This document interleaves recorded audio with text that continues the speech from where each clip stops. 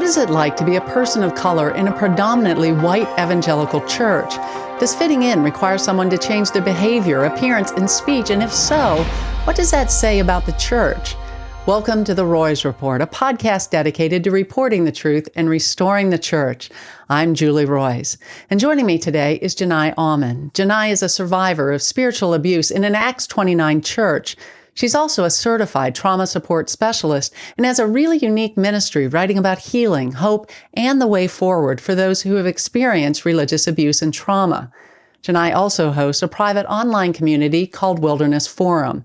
This is a safe place for other spiritual abuse survivors to process their stories and find healing.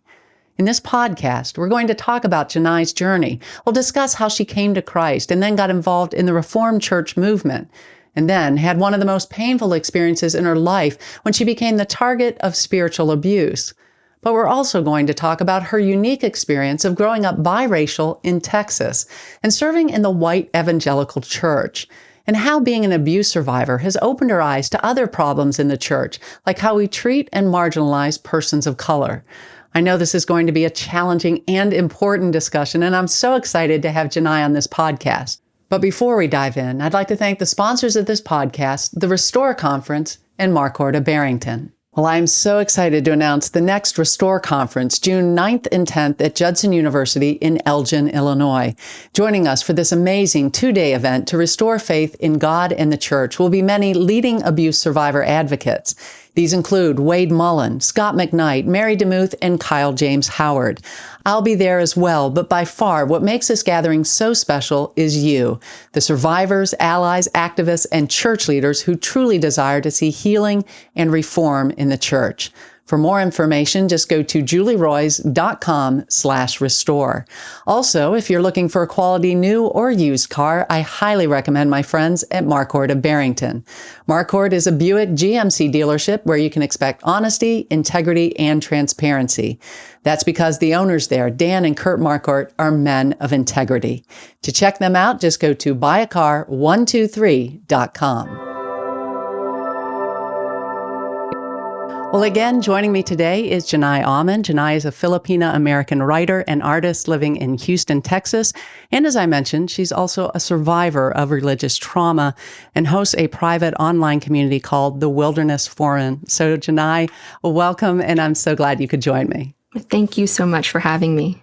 Well, Jenai, as I mentioned, we're going to get into a lot of what your experience was growing up as someone who's a person of color in a white evangelical space. And I really want to explore that with you. But I also want to tell your story because I know there's a lot of people listening who have never probably heard of you or what you're doing. I know you're kind of new on the scene, and I've just really appreciated hearing your story and hearing how God's redeeming it and how He's using it to really use you to bless other people.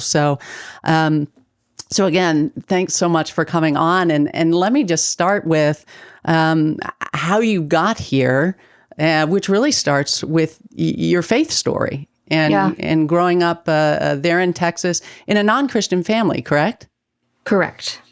So you grew up, your mother was kind of nominally Catholic, is that right? Mm-hmm. And your dad? My dad, he did actually grow up in the church, and then he left the church years before I was born. So he, I would say, was functionally agnostic all throughout my upbringing. So you didn't go to church at all growing up? I mean, did you have any church experience? I think I can count on two hands the number of times I went with my grandmother, my dad's mother, who was a part of a non-denominational church. It was actually kind of a charismatic non-denominational church with a lot of Pentecostal roots. And then I remember going to youth group with a friend of mine at her church throughout middle school. And so until the time that I turned 17, that is largely my experience with any sort of organized church gathering or church service. And then when you turned 17, there was a major life event for you. Your grandmother passed away, right? Yes. So she was the one, my dad's mother, she was the one who made sure that I knew at least pieces of who Jesus was. And of course, I was a kid, so I got, some of the smaller stories and heard kind of peripheral about him. But when I lost her, really, I literally got in my car one day. I was a new driver, got in my car and just drove to the church that she was a part of so that I could feel connected to her. Mm-hmm. And over the course of just being a part of that community, I did eventually come to a believing faith. Isn't that something? I mean, I'm thinking from your grandmother's perspective, she probably prayed for you. She probably wanted so badly for you to come to faith, and she never saw it in this lifetime. Of course, you'll see her on the other side, right? But I mean, what a beautiful thing. And the fact that, I mean, it's encouraging for me to hear stories like that because we don't know the legacy that we leave. And the older I get, I just think, wow, like the fact that even after we pass away, that legacy could make a difference. So sweet that you're tearing up. You I really know, I was her. not expecting to cry. I was like, I should have known. Oh.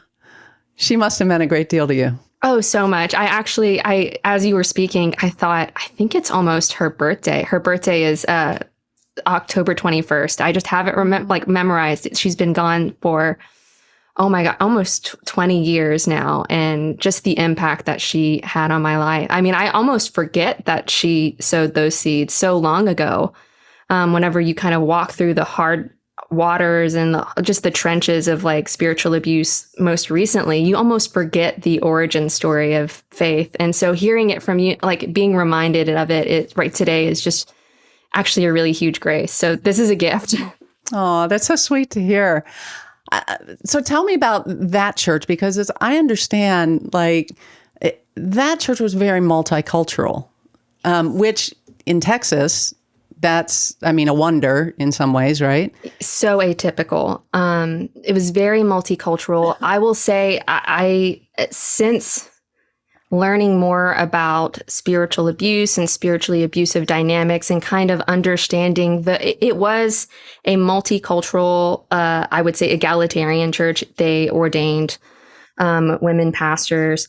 I also am aware of they had great gifts, differing gifts from other churches I had been a part of, but there were also some power dynamics and spiritually abusive dynamics there. But I tend to look back on that experience very fondly because it was it was the first found family I'd ever had. And whenever you kind of come from a really hard family of origin, and all of that kind of that cocktail of, hardship and trauma, your found family kind of means a lot to you. And they do to this day. That church still means a lot to me. My husband and I were married in that church.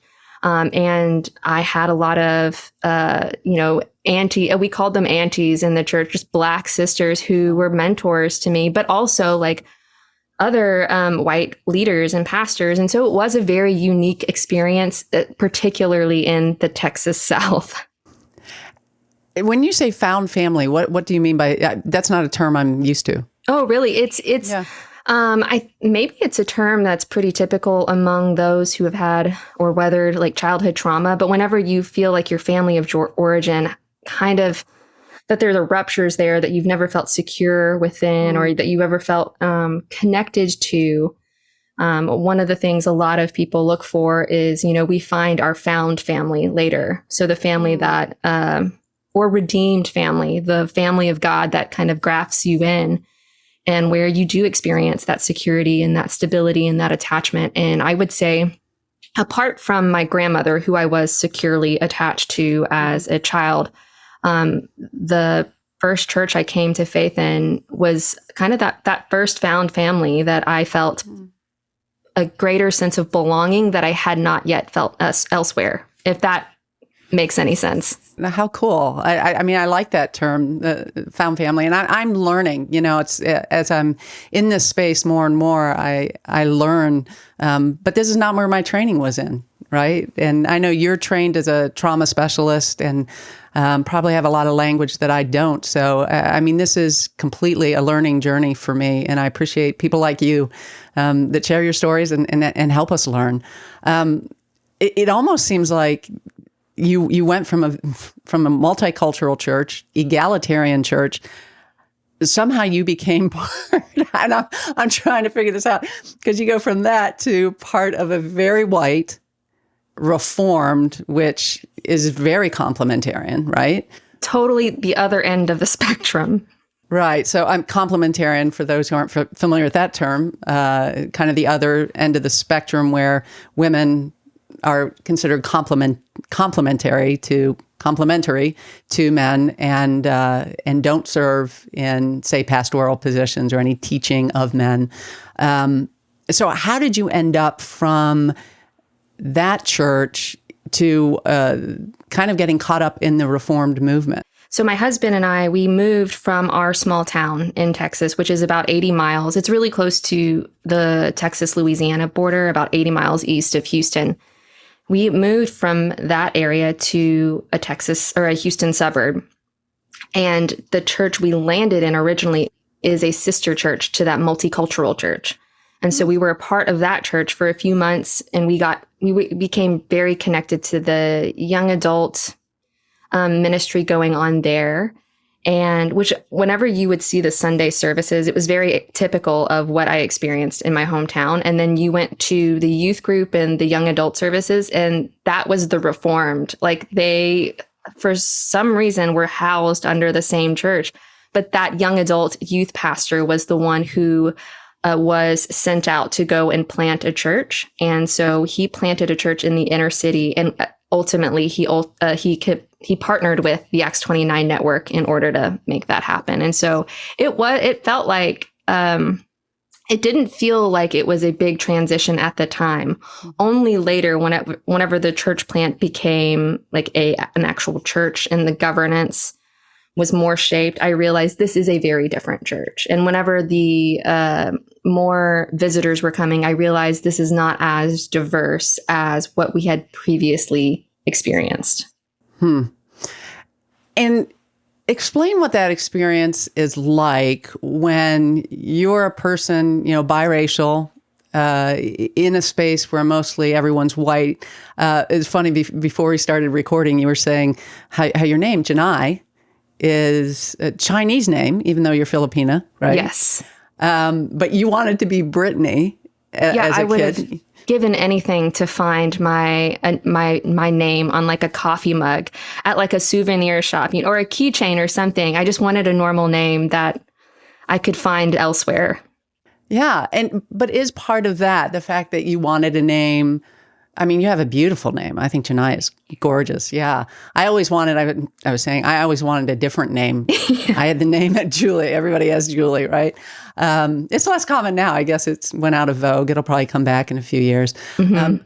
But yeah, I mean, is that even part of it, of this idea of code switching, of like wanting to fit in, wanting to be instead of, maybe experiencing where, hey, we love that you're Filipina. We love that culture. Would you tell us more? What is that? What is that like to be on sort of that side of things? I also want to say, like, I know it's a normal thing for so many people to feel like they don't fit in. It's just, I have learned how hard and how difficult it is to fit in when you don't look like you fit in, and when you don't even have a name that fits in. And so I would say that, like, code switching, because I am biracial and I have a Filipina mom who speaks English, but it's broken English. You can obviously tell she has an accent, and she's had that accent all of my life.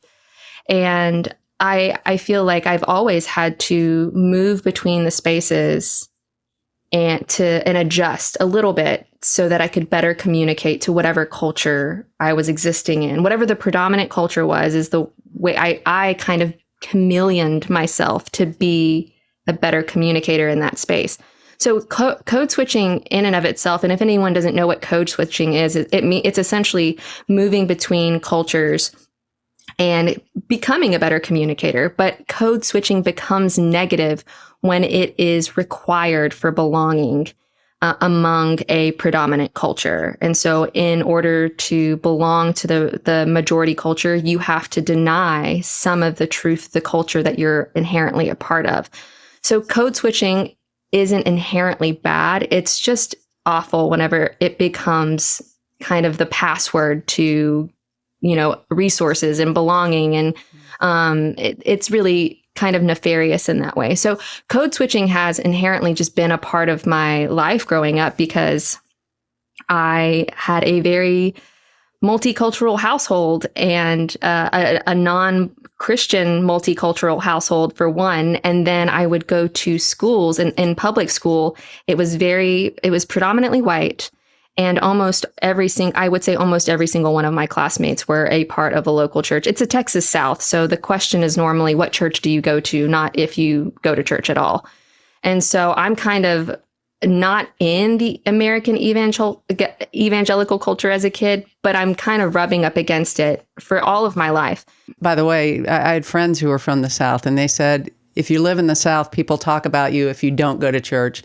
If you live in the North, people talk about you if you go to church. So, yeah. Oh, absolutely.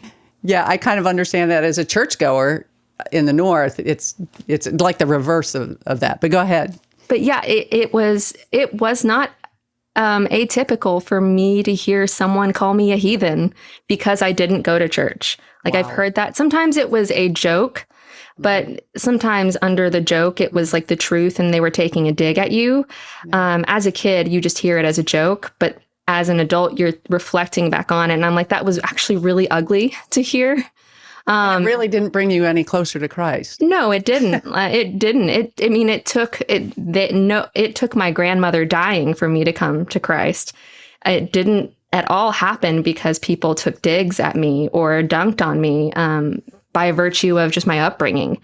But I think because that was the environment I grew up in, being in a predominantly white space, even after having experienced multicultural spaces and evangelical spaces, being in a predominantly white space did not feel like new territory. It just felt like I've done this before. And I've learned how to do this before really well, because that's what it took for me to survive and for me to belong, for me to kind of prove myself that, hey, I belong in this space. I hope I'm white. I'm only half white, but I hope I'm white enough to exist in this space. And Julie, it's so funny. Even now, I can tell that I am suppressing my Southern accent. Because I grew up a Filipina kid with a Southern accent. And that was one of the first things that had to go whenever I came to Houston, because it was like the affect of being a Filipina American with a Southern twang was just so, I felt so otherworldly. I remember that being a part of our early church planting conversations. But I felt like as a Filipina American existing in this space, it was kind of the same song, 20th verse. I've done this before. This isn't my first rodeo. And I think I was welcome. I think everyone truly believed that they welcomed me in that space. I don't think anyone, and I don't think I knew how to teach them how to make space for all of me, because I had never made space for all of me. If that makes any sense. I think a lot of people really do want to welcome ethnic minorities into their spaces. I don't think they know how. I think that's very true. I think there's huge blind spots, and we don't know what we don't know sometimes. And that's something I'm really looking forward to exploring with you. But let's do the story, continue the story. Although I am curious, were there any times, like, could you give a specific where you felt like, I can't reveal this about myself? Or, was it just kind of a general experience in like how you spoke or behaved? But can you think of a specific when maybe that happened where that would just help me and listeners understand better kind of what that's like? In regards to being biracial or I remember we were at our former church when the 2016 election was going on. Oh.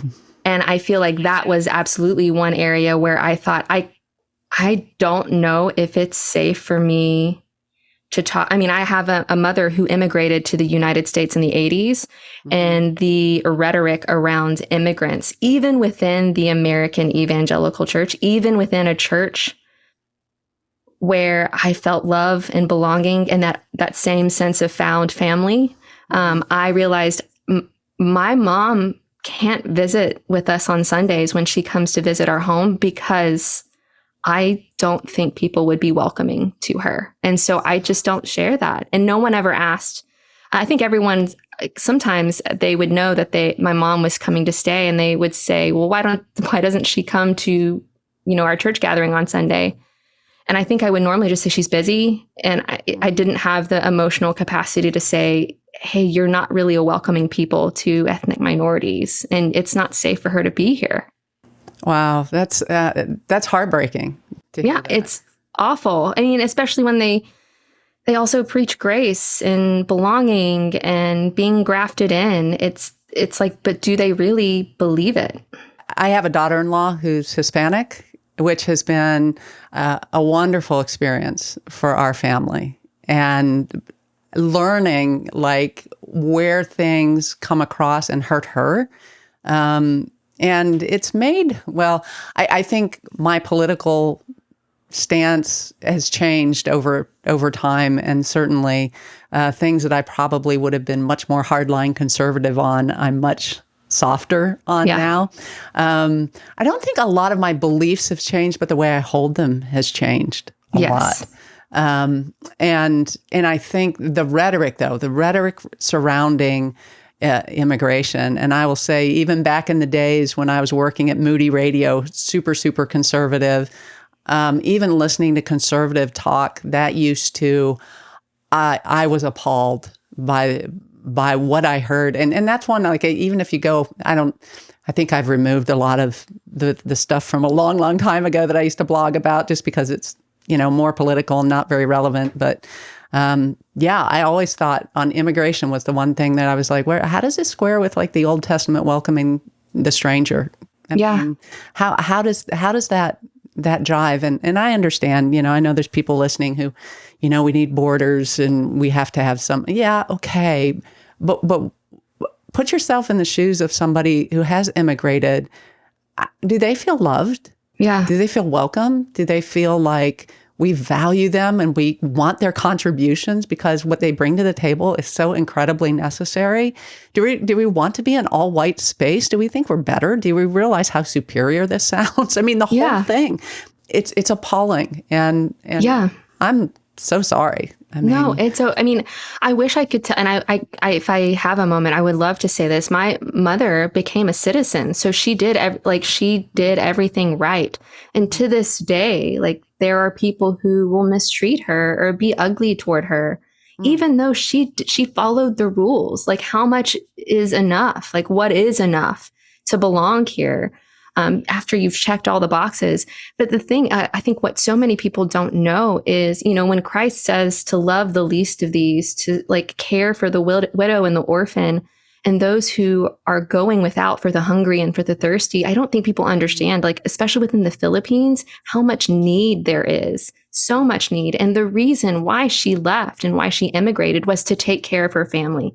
To this day, almost 40 years later, she is sending money to her family in the Philippines because they just don't have the access to resources that people in the United States do. And of course, like, I want people to, I believe in legalities and, being cautious and safe.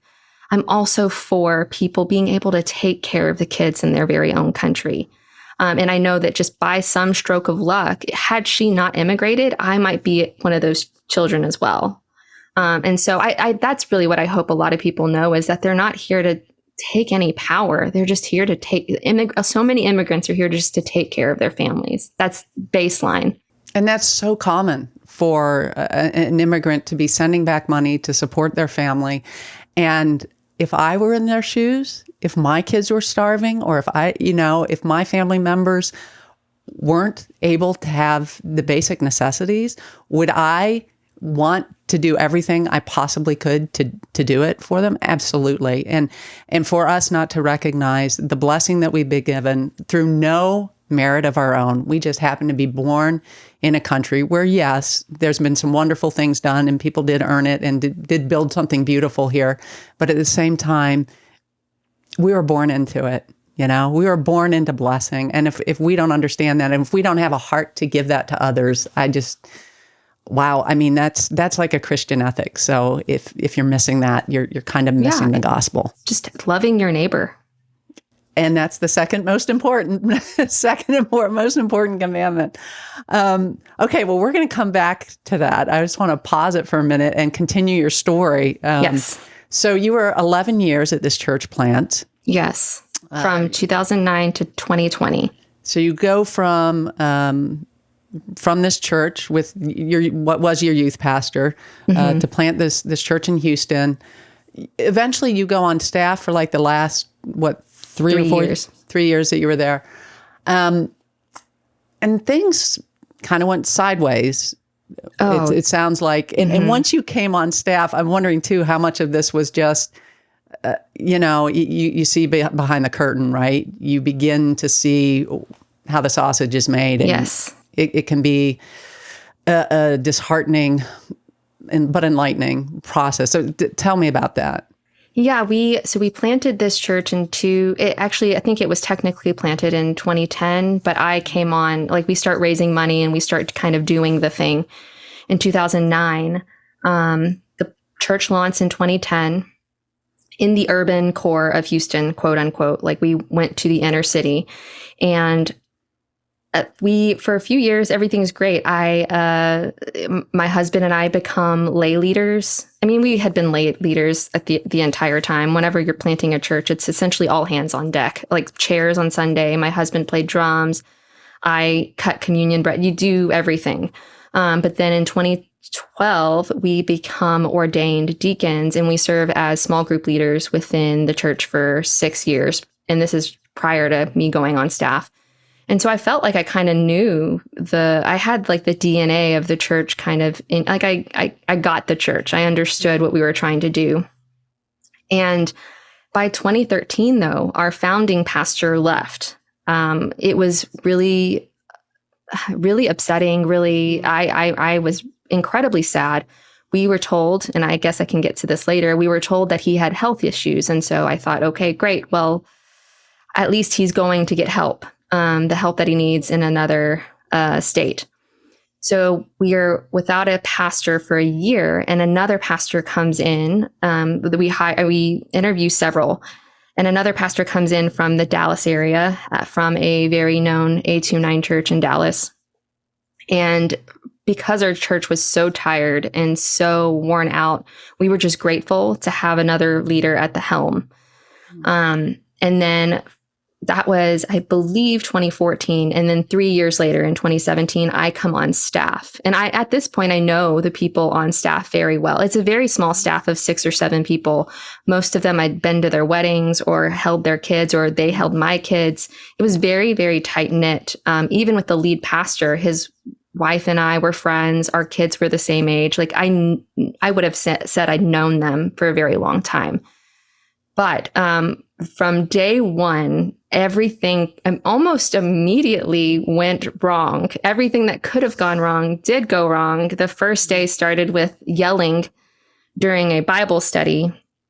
And I was right before like Christ-likeness on the book of Luke, and the Bible study was supposed to, the idea of the Bible study was, it was my first day. So what we're going to do is build cohesion as a support staff. None of the pastors were there. It was a male executive director and many support staff females. And we were going to do this Bible study. And I just thought, like, if it's cohesion that we're looking for, but it's yelling before we even pray or read, there's yelling. What was the yelling about? Like, this is a volunteer staff Bible study. It started an hour technically before work started. And so I got to work 55 minutes early, but 5 minutes late.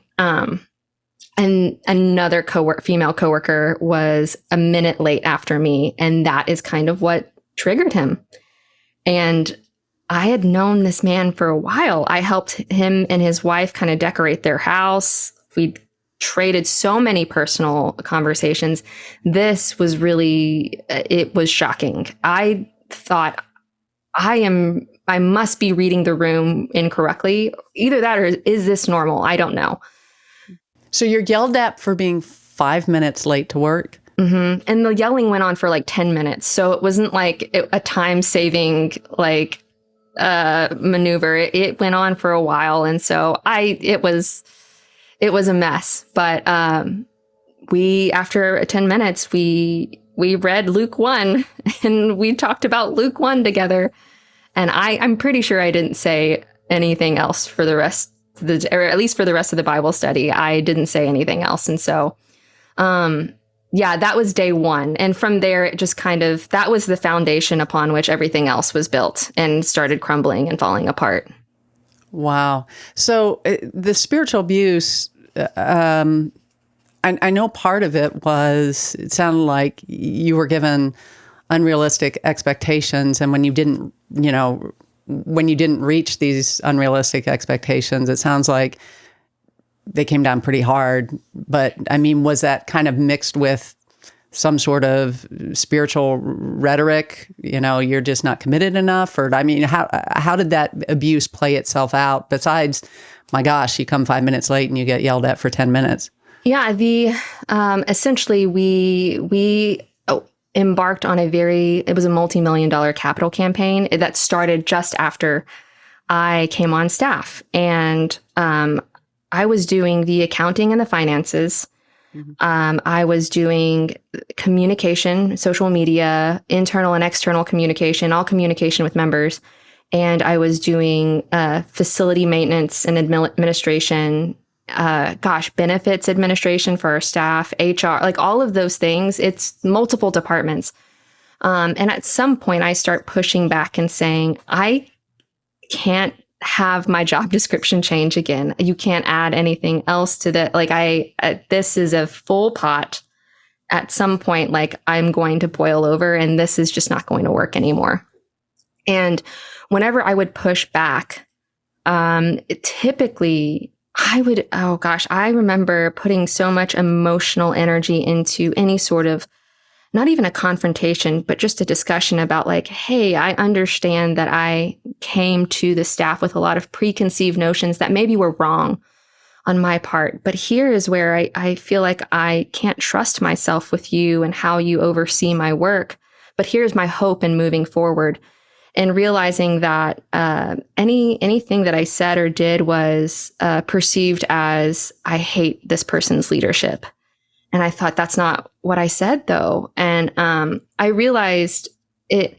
I can't remember. I don't think anyone ever used scripture against me to me in a conversation. Mm-hmm. But then you would hear the Sunday sermon and realize this is really, it's all correct, but it also feels really pointed to what's going on behind the scenes with the staff. And I am super confused. Or I would hear personal stories that I would share during our staff communication about, we would ask each other how our family lives are going, and just realizing some of these personal communications that were just between us as a staff ended up in the sermons as well, as if my story was cannon fodder for what needed to be written that week. And in addition to the conflict, and I just thought I feel like I am a part of the sermon is for everyone, but I definitely felt like there were fingers pointed at me also. And so I know that some people in their stories have scripture overtly used against them to their face. I don't think mine. I think most of the instances where I experienced spiritual abuse was very covert. Yeah, the overt stuff is so much easier. The covert stuff is a little more insidious and crazy making. It is crazy making. And I've heard that before from other people. I know a former longtime elder at Harvest Bible Chapel, when he left and then he listened to James MacDonald's sermon, And he like described something. He said he didn't even describe it accurately. That's what he said to me. But yeah, I was like, oh my word, that's me. That's how he's painting me. Oh my word. And really as an evil person. And that was him. And yeah, that makes it unbelievably difficult. And I think too, I mean, and I don't know. I mean, I don't know what it's like to be a man, but I will say as being a woman, I think we naturally look to our male pastors as, often we ascribe them maybe more authority in our life than we should, but it's natural. Like I've been there. I've been there where it takes a really long time for me to say, wait, what he did was wrong. That was not okay. And the way he treated me was not okay. Yet in the back of your mind, you always have, oh, I really want their affirmation. And it's so very damaging to the soul. And the thing is I got that affirmation so often, Julie. I remember the first day after the Bible study, later in the day. Actually, no, this wasn't the first day. It was a few months later. We had a different meeting. It was my pastor at the time. He was on a sabbatical when I came on staff. And when he came back from sabbatical, his first day back, before we really start working together, we had a blow up staff meeting where I realized, the conflict is more than just one executive director. It includes the pastoral team, and everyone kind of jumped on this lead pastor and had so many thoughts to say. And this is just my first time in this dynamic thinking, what's going on? And later in the day, he would say, hey, he came up to me personally and said, hey, I am going to upset you. I'm just letting you know there's going to be times where I let you down, and I'm going to need you to give me grace. And I thought, well, of course, that's what we do. And only later would I realize, I don't think he planned to mistreat me. I don't know. But I think he knew that there were deficits in his life that he was unwilling to acknowledge. And instead of correcting and growing in those areas, the expectation was for me to just kind of grin and bear it. And that became the tenor of the entirety of my time there. And it's hard to be a good boss, especially if you start something, or if it's really, you're passionate about it, you give tons and tons of hours to it, you work overtime, you sometimes work on weekends. You can't expect your employees to do that. You really can't. And yet, yeah, that's common. That is common. And the flattery, which was a part of it too, you're really good at your job. I've never been told I was bad at my job. I was so good at my job. But when things kind of started crumbling and falling apart, and I was burning out in glorious flames, I was crying. I remember telling them, you keep telling me I'm good at my job, and I keep telling you there's too much of my job to do. Can't you understand? If I'm doing such a good job, can you see it's killing me because there's too much on my plate? And they just couldn't see that. They thought if you could knuckle down and do it, then you must be able to do it. And it was the culture of just do more, be more, try more. It was never you're enough to begin with. So you ended up leaving, and I'm sure that was a grueling process. It was. And when you left, my guess is you lost a lot of that community. Every single person, I think maybe 1 to 2 friendships exist still from that church after 11 years. It's brutal. It's awful. But I think the more dysfunctional a system is, the less people are able to continue those relationships, because that system sees you as disloyal, wants to label you as a slanderer or a gossip, or, they have to somehow vilify you to minimize your voice, because God forbid people believe that what you're saying is true, and they actually have to repent of something. Yeah. And so you become the problem instead of them acknowledging the problem. And you lose. And I think you've said, I listened to a podcast where you said it's a relational wilderness. Yeah. And it's so painful. to be in that wilderness. And yet in that wilderness is where you began writing, I think, for your own healing. Yeah. Oh, yeah. And yet it became a balm for other people. So, how did that happen? And it sounds like it happened completely organically. It did. So we left our church in the meeting that I had with my elders when they kept saying transitioning out, like we're transitioning you out of your role. And it's my husband who works in corporate America who said, where are they transitioning you? Nowhere. They're firing you. They're getting rid of you. They're just making it look pretty. In that meeting that we had, it was the very first Monday of COVID lockdown. Oh, wow. I know. It was, so I think to some degree, everyone was entering a very relational wilderness. I don't think I was alone in that. But with the distance became that there was also an increased silence. So I think people actually tried to connect and call one another. Mm-hmm. That did not happen with me. So it was alone, like lonely and quiet. And this is the kicker, my transitioning out, because I was the administrative manager and my name was on all of the bank documents and passwords, and I had all of those things. I had a very long transition out. So I was working for 2 more months after I was technically fired. And I remember thinking, I'm not happy that the pandemic's here, but I'm really happy that I don't have to open the church building and smile, like pretend to be happy for all of these people while inwardly I'm dying. And so anyway, we left our church and I actually I applied for, I can't tell you how many jobs I applied for in the middle of 2020, which was the worst year that anyone could have ever tried to transition or find work when everything had just shut down. And I was so, I guess, just despondent or disheartened. And I just felt like my resume is loaded for ministry. I don't think I want to do any sort of ministry work anymore. But any of these corporate jobs, like, I just feel like I don't fit either. Like I never fit at my church and I don't fit in the corporate world because I don't have a corporate resume. And so I thought, like, I turned to my husband and I said, what would it look like if I just tried writing? And do you think we have the finances to give me some time to be able to do that? And my husband, who is a saint, literally, he should be canonized the day that he dies. He said, yeah, do it. Like, I have no qualms. You should do it. And that was September of 2020. And then I thought, like, well, how does one become a writer? What do you do to do this?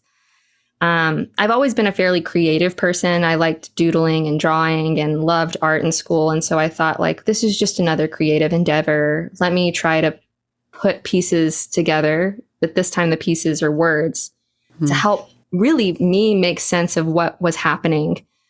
And as I started putting those pieces together and just kind of sending them out on Instagram, I realized it resonated with other people, that they may not have experienced spiritual abuse, or that might not be the word that they identify with, but they have also felt like a pariah, having been divorced and feeling like they don't fit within the church culture, or dealing with a chronic illness and feeling so misunderstood within the churches, or misunderstood particularly with the mask mandates, and saying, like, I can't go to a church building if people aren't wearing masks, because if I contract it, I will be in peril. A lot of people started connecting with the work, really, I think, just in a variety of different ways. And despite my using spiritual abuse and religious trauma, it reached a lot of other people. It reached people who were deconstructing, which that's never been a term that I've heavily identified with. I think because I didn't grow up in the culture, I didn't feel like there was very much to tear down. But I started reaching people, and they started reaching out and sharing their stories with me. And I thought, there's a lot of hurting people out here. And I get it. I really do. So I just started connecting with them and just hearing their stories and realizing, like, in my being able to hear their story, and that some of them hearing mine, there was actual healing happening. Like, that was almost the hands and feet of Jesus at work, even online. I think that's very true. And I know I've heard that even about this podcast where people can hear stories that it just becomes so healing and so affirming. Like to have somebody validate your story and validate your experience is huge. And I think there is so much healing in coming together. And you started an online, like a private online community, right? I mean, where other people can connect. Did you do that intentionally, or did it just kind of, hey, join, you started Zooming people? And I mean, how did that come about?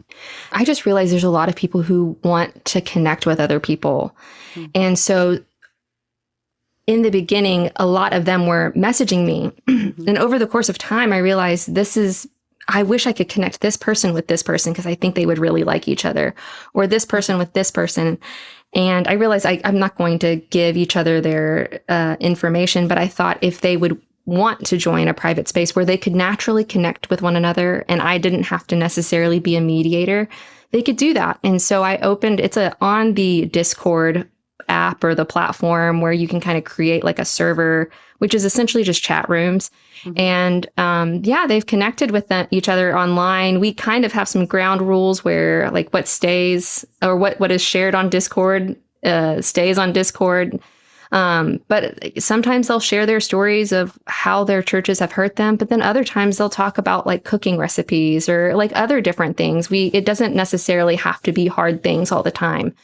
Or they'll talk about, some beautiful photo that they saw or they took or anything fun. So it was just kind of like a private space where they could just meet others where they didn't have to over-explain themselves. Like they were meeting other people who just got it. That's interesting you say that, because that's how we started in 2019, how the Restore Conference got started, was just, I'm a journalist, but I met all these people in reporting on what happened at Harvest Bible Chapel, and then reporting what was happening at Willow Creek. And, I'm in the Chicago area, and I just met person after person. Actually, we met in person prior to Harvest was like the big first investigation after the Moody one that I reported on. And we did get together and prayed together and prayed that there would be repentance for those who were living in sin and leading. But so we already had some community there, but I knew there was just so much hurt. Mm-hmm. And so many people who were disconnected from the church. And it was just kind of like, wow, we just need a space where like people can gather. And so I remember that first one in 2019, so powerful. And it's funny because I was like, well, we have to have people there, to pray for people because they're so hurting. And we had, so I recruited several people that I knew, just mature believers who loved and knew how to pray for people. And we had prayer ministers. And what I found out is now the prayer ministers were there, like they're sitting next to you, and people were just ministering to each other. It was just this glorious community. And then we did, because of COVID, we couldn't meet again till 2022. And you came. I did. I didn't know you in May, but you came and were part of this, and you had some, and interestingly, I will say the first one was almost, I'd say 80% Chicago area people. The second one, there were people there from 44 states and 2 provinces of Canada. Oh, wow. I know. So the way this has grown as a movement, despite the fact that we had to take 3 years off because of COVID, mm-hmm. Has been amazing. We have another one coming up, and we'll talk about that in June. June 9th and 10th. People can mark their calendars now. We'll be announcing more about that soon. But yeah, there were some things you loved about it, but you also had a critique for it. So let's start with the good before we go to that.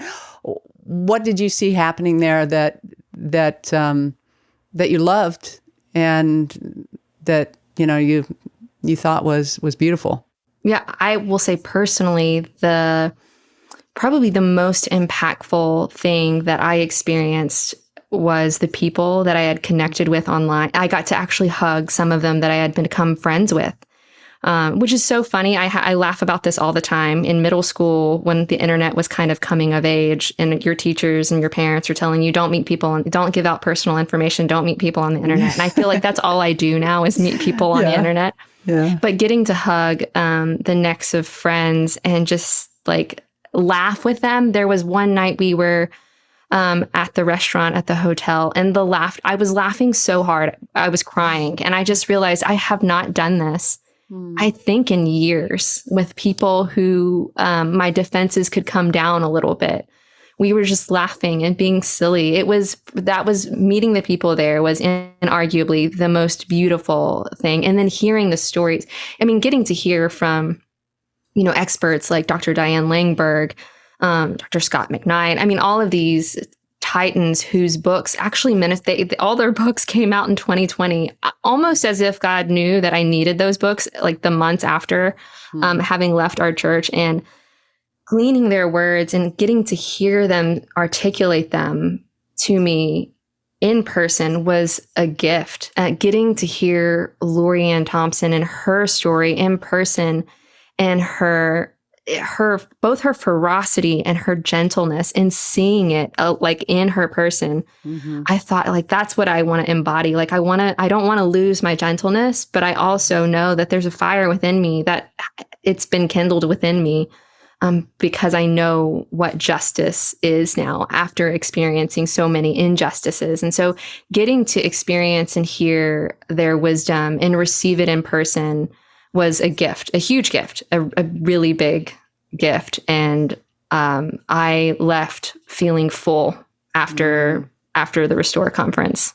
Well, even though I couldn't be there in person, which was painful, but I got to meet with people, the same sort of thing, people that sources for my stories, like, they feel like sisters by the time you're done. I mean, you get close, and to be able to meet them in person, and to be able to meet, like you said, there was a dinner we did on Thursday night before the conference with people that I've never met, that, had become close through Twitter, through that community. It's amazing this is the most beautiful, redeeming thing, I think, on social media, is some of this stuff going on. I mean, for all of the horrible things that happen on social media, God is using it. Yeah. Too. And it's so beautiful to see. And one thing I heard from a lot of people too that they loved is that usually speakers come and go, and speakers stay because they love you. They're part of you.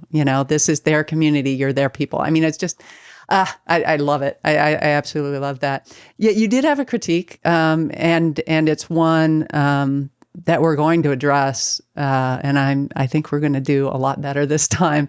But it's a huge blind spot that we've had, which is regarding, the fact that there wasn't more diversity. We did have some persons of color, but you're right. It was predominantly white. And I think, it's interesting because I was just talking to Nagme Panahi yesterday, and we were talking about the overlap between abuse and spiritual abuse in the church, and then the persecuted church, and how there's a similar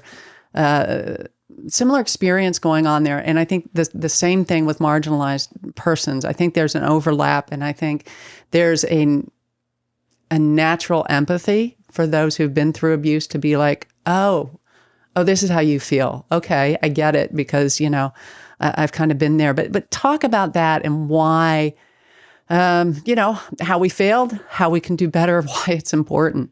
I didn't share this within the story of my former church because I wasn't alive to it yet. But a few months after I had left that church, I connected with a coworker who was still a friend, who also had left that church. She resigned. And she told me, I know that your story and all that you experienced and what they've done to you, I know that you believe it was largely a gender issue and nothing else. But she said, you were also the only minority on staff, and I don't want to overlook that. And she's a white woman, and she had to point this out to me. Like, I had so erased myself and that part of my identity that I couldn't see it anymore. But she saw it for me, and I realized, oh, yes, the only woman of color on staff was the one that was forced out, while everyone else was kind of given other opportunities, and I was not. And so as I was kind of coming alive to that reality and like registering for Restore and really excited to be a part of that, I've got like the my ethnic heritage kind of on undercurrent in the background, and back to thinking, how would my mother feel in this environment? How would she receive any sort of like speech or talk on power? And how would she respond to the pieces of advice that we are given or that we hear? And I would just think like this lands on people of color differently. It's almost like it's hard to hear about power dynamics and being taught about power dynamics from a white person or a white evangelical when like generations of our family's history have suffered under those power dynamics. And so I think it's just a different, what was said was true, absolutely 100% true. But I think especially when you're talking to African Americans whose generational trauma exists because of marginalization and of slavery and of racism, I just think discussions of power and power dynamics lands on these populations differently. You are also like not telling them anything that they didn't know, but it's kind of like whenever we tell people, after having experienced spiritual abuse, you need to use your voice and stand up, but you can't kind of say that to a Black person or an Indigenous person or a person of color when using their voice often gets them into further harm and abuse. And I mean, we've seen the news story. So it's almost like you have to approach the conversation differently or understand that we can have these conversations, but there's also limits to our knowledge. And so like, I know that, my lane is only speaks to this, and the limitations of my knowledge exclude these things. And I believe everything that was said with wisdom during the conference. I could just see, I would be interested in hearing what African American and Black sisters in the audience, like what they would think, and hearing from their voices as well. As a biracial person, I'm kind of towing the line of like, I'm pretty sure it would be heard like this, or I'm pretty sure this lands differently. But hearing from my Black sisters and their thoughts on that, like I know that they bring different wisdom to the table on especially how power dynamics and trauma and it just lands. I mean, when we're talking about spiritual abuse and how scripture is used to justify atrocities, I mean, that was the entire slave movement and how churches were complicit in that, and how the SBC was even created and branched off because they wanted to justify slavery. We have to acknowledge that spiritual abuse, it's new to the modern day conversation, but it's not at all new as an ideology or a method. It's been in practice for a long time. It's just remained unnamed and unhealed for a very, very long time. Well, and it's sad to say, but I mean, I think it's true that until you've been through something like that, you just don't get it, I mean, and I'm not saying that it can't be gotten, because I think it has to. And I know there were pastors there who have never been through it and just wanted to experience and hear how, people who've been spiritually abused or sexually abused in a religious context or whatever, how that feels for them and understand their experience. And I've heard back from some of those pastors who are just like, wow, that was hard. Because they said, like, I kind of felt like, can I tell people I'm a pastor? Because they've been hurt by religious authorities, right? I mean, and I get that. And I really want pastors to be there. I know we had like a number of seminarians there too. And that heartens me, because I think it begins to end when we begin to understand how things happen. And like you said, even that 829 church you were in, they probably weren't meaning to be abusive. It's like, we're sinful, and when we're given power, we're going to use it naturally in our sin nature to get from other people what we want from them. And instead of protecting the sheep, we're going to be feeding on the sheep. And that is so evil and so wrong. And yet I know some people really reacted to Diane's message, for example, talking about how do you, I forget the exact question, but it was basically, how do you avoid wolves in the church? And it was, don't become one. And so, not saying that all of us have the propensity to be a predator, because that's not really true. But in some ways, we have to recognize we all have a sin nature. And given power, all of us, if you're a parent, you've misused power, right?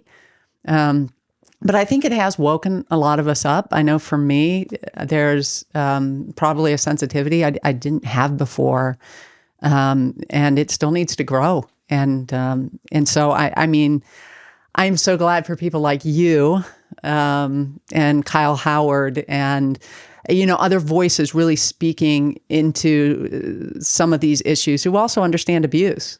I think it's super helpful. So my commitment, I think you'll see a very different lineup. Not different. There's a lot of people coming back to the next Restore who were at the last one, but there's going to be a lot more diversity at this year's conference, and hoping you can be a part of it too. I love what you're doing. Even the little pieces you're putting out there on Instagram, the blogging you're doing, and I know you have a book coming up, right? Yes, it's currently being pitched right now, so we'll see. Well, I pray that it gets picked up by just the right publisher, and make sure that they do decent marketing for you. That's what I've heard from every author. I hope so. I hope so. Really, the hope is that the book just makes it into the right hands. It doesn't need to make it into all the hands, just the right hands of the people who need it. And as far as Restore, I want you to be encouraged that the work you're doing matters. And I think probably the most encouraging thing is hearing that you are willing to learn and grow. I think that's all we really want to hear from our pastors, is that they are willing to learn and grow, and we don't hear those things. And it's not that we expect anyone to be perfect.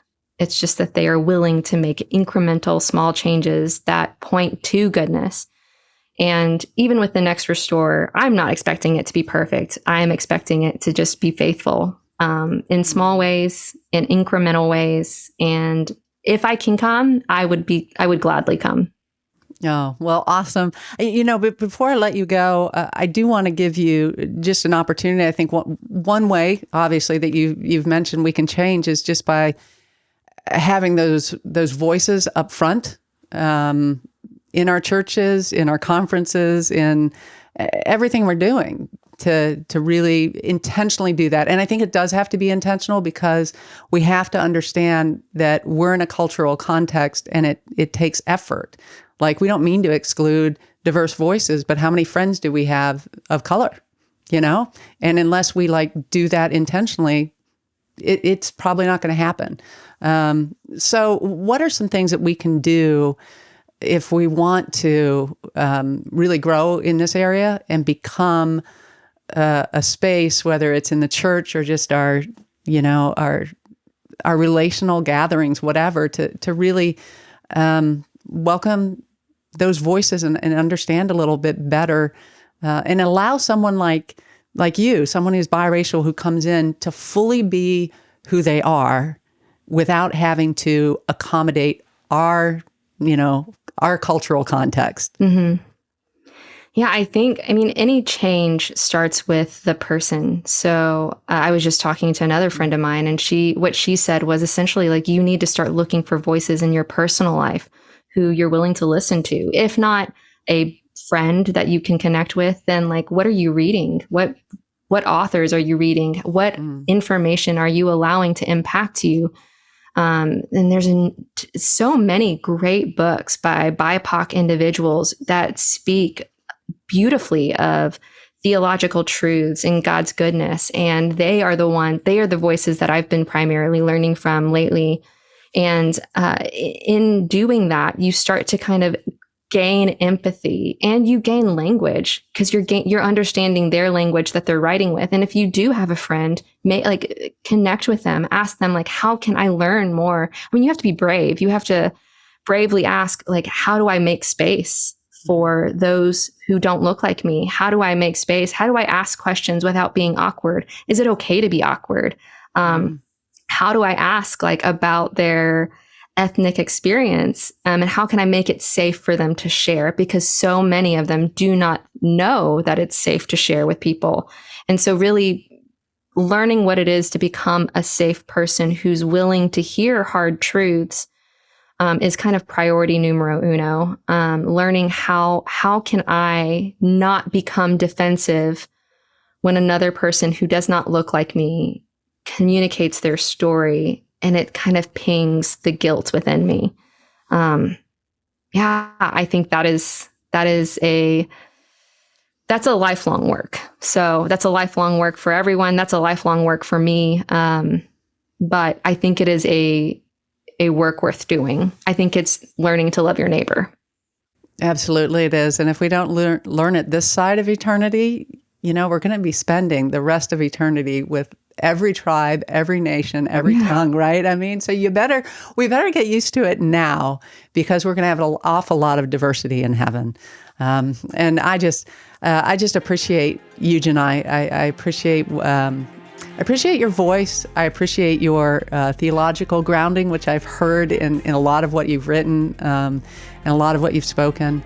And I just appreciate your gracious heart and helping us grow. So thank you. Thank you so much, Julie. I really enjoyed this today. So thank you. And thanks so much for listening to The Roys Report, a podcast dedicated to reporting the truth and restoring the church. I'm Julie Roys. And just a reminder that we're able to do this podcast and all of our investigative work at The Roys Report because of the support of people like you. If you appreciate our work here at The Roys Report, would you please consider donating to help us continue? And this month, we're especially looking to increase our monthly supporters so we can expand our coverage. If you sign up to give $25 a month or more, we'll send you our new clear glass Roys Report mug. And we hope that every time you use it, you'll be reminded to pray for us and our work to promote truth and transparency in the church.